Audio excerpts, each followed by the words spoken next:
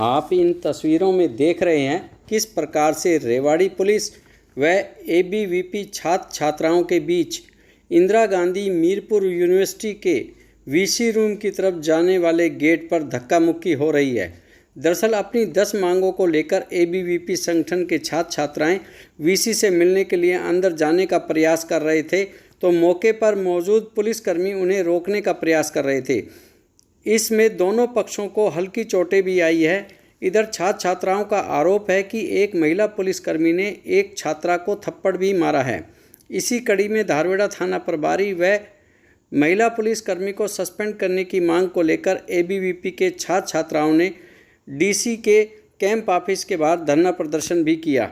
हनन हुआ तो खून बहेगा सड़कों पर, छात्र हितों का हनन हुआ तो खून बहेगा सड़कों पर। बोलो भारत माता की जय, भारत माता की जय। एबीवीपी जिंदाबाद जिंदाबाद जिंदाबाद, विद्यार्थी परिषद जिंदाबाद जिंदाबाद जिंदाबाद। बोलो भारत माता की जय। अरे नहीं डरते हम धमकी से, खींच लेंगे कुर्सी से, नहीं डरते हम धमकी से, खींच लेंगे कुर्सी से।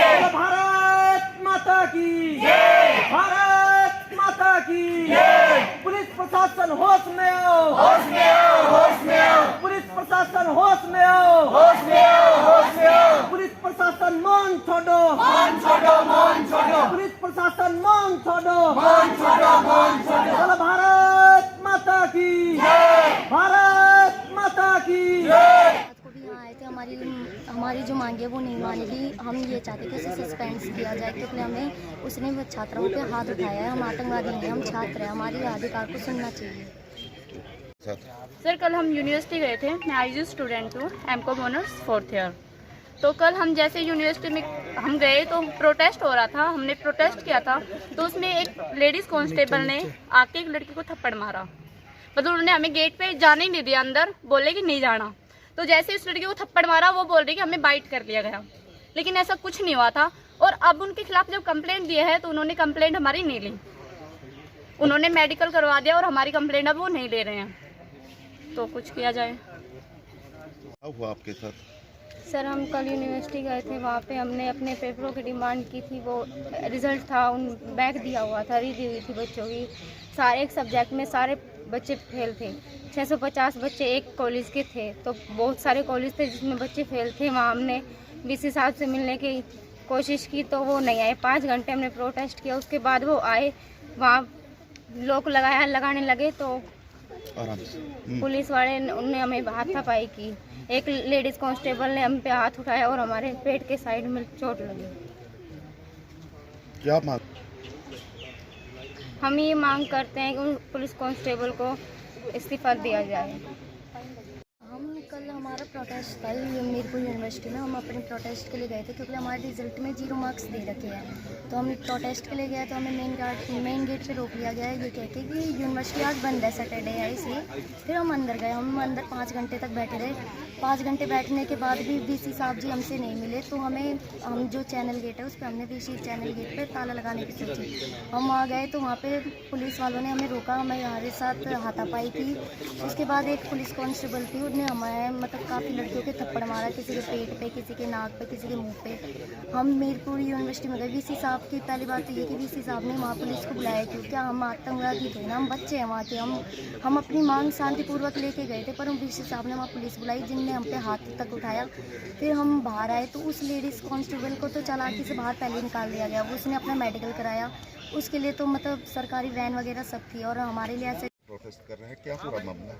अखिल भारतीय विद्यार्थी परिषद समाज हितों में, राष्ट्र हितों में हमेशा काम करती आई है। कल हम आईजीयू के अंदर प्रोटेस्ट कर रहे थे, जिसमें लगभग हमारी 10 मांगे थीं, और उसमें आज तक ऐसा हुआ है कि पुलिस ने कई बार हमारे साथ मतलब यूनिवर्सिटी में एक धक्का मुक्की रही है, पर कभी ऐसा नहीं हुआ था कि हमें पुलिस से कोई ग्रजेस रहे हों।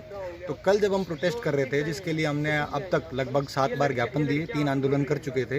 विद्यार्थियों के रिजल्ट में बहुत बड़ी एक कमी थी, जिसकी वजह से हमें प्रोटेस्ट करना पड़ा। तो कल जब विद्यार्थी लगभग 5 घंटे प्रोटेस्ट कर चुके थे और वीसी साहब तब भी मिलने नहीं आए, तब विद्यार्थियों ने जो वीसी गेट, चैनल गेट बाहर है, उस पर ताला जड़ने की सोची।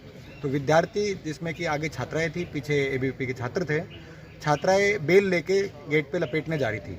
इसी बीच पुलिस बच्चों के साथ हाथापाई करने लग जाती है और छात्राओं को पेट में, मुंह पे, नाक पे, हाथ पे बहुत जगह उन्होंने मारा है। अब एक विद्यार्थी जिसकी 1 साल खराब होने वाली है, क्योंकि 5th सेमेस्टर का रिजल्ट आया है, उसमें सबसे ज़्यादा कमियां थी।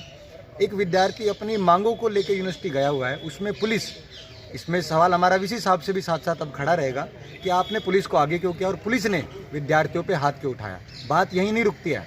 हमने वहीं भी बोला था कि चलो कोई नहीं, कई बार आदमी टेम्पर लूज कर देता है। हमने मैम को बोला कि आप भी पब्लिकली माफ़ी मांग लो, हम इसी चीज़ को यहीं छोड़ देंगे। ऐसा बोलने पे एसएचओ मनोज जी, जो कि धारवाड़ एसएचओ है, उन्होंने एक खुली धमकी दी कि मैं एक एक को सुप्रीम कोर्ट ले जा के दिखाऊंगा, मेरा क्या उखाड़ लोगे।